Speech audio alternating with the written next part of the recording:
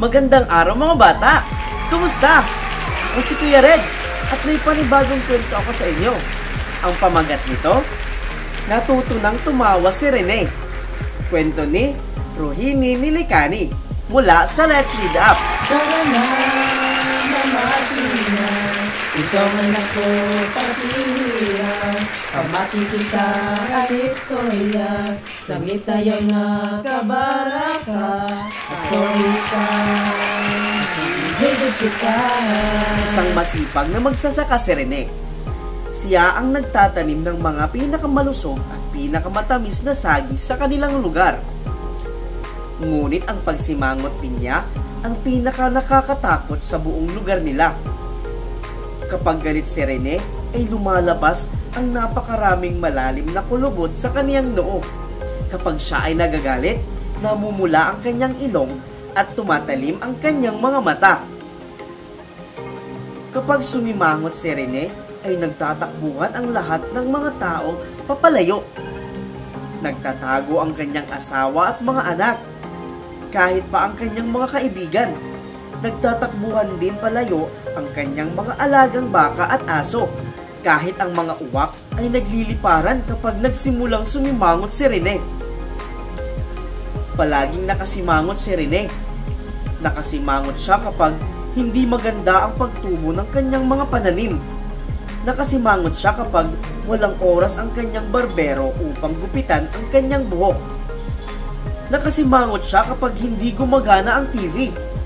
Sa lahat ng pangyayari, nakasimangot siya.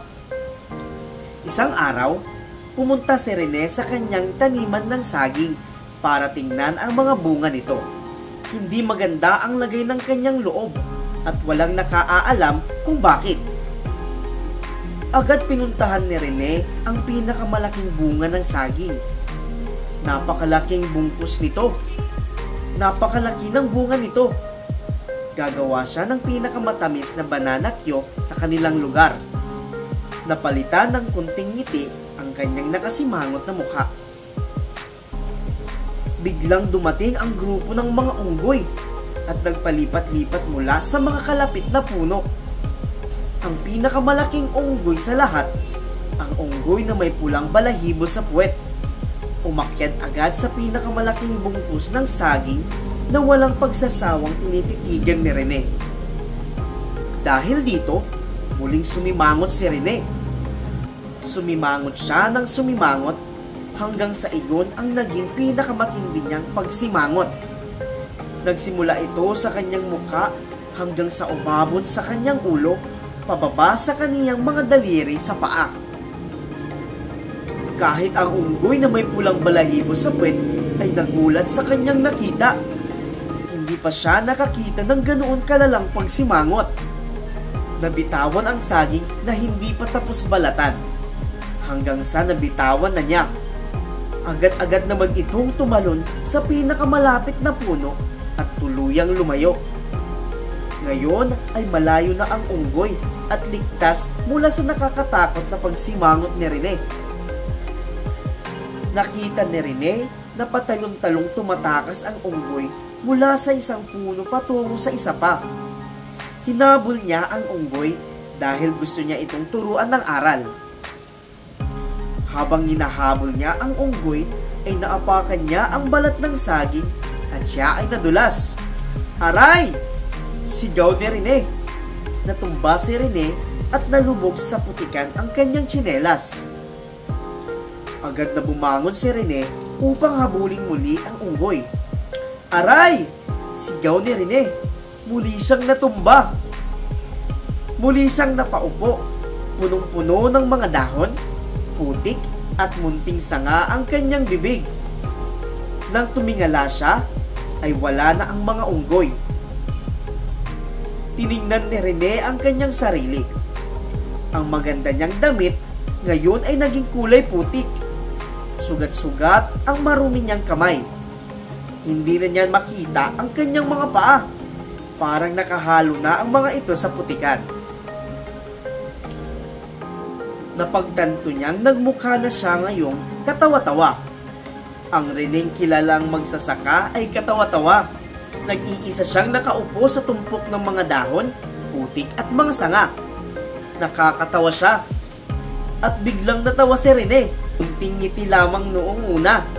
Hehehe, sabi ni Rene. Hanggang sa unti-unting lumakas. Hahaha, ang tawa ni Rene. Habang lumalakas ang tawa ni Rene, ay gusto niya pang tumawa ng mas malakas. Hanggang sa lumakas na nga ang kanyang tawa.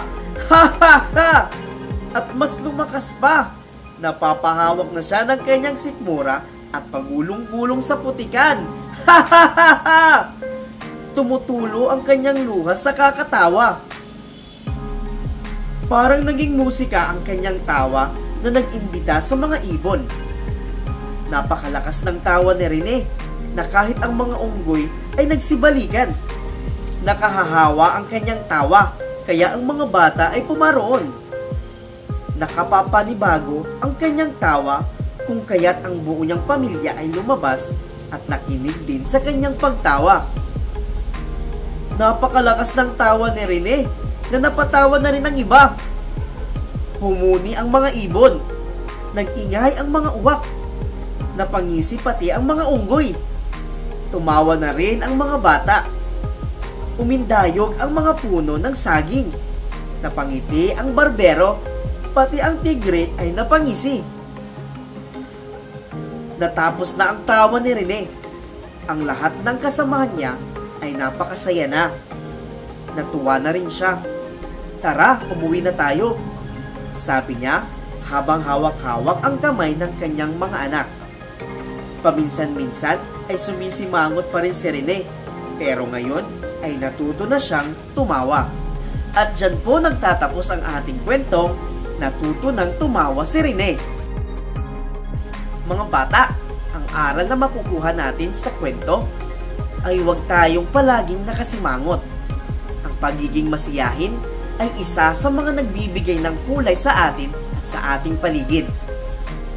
Maraming salamat sa inyong pakikinig. Magkita-kita muli tayo sa susunod na linggo. Paalam!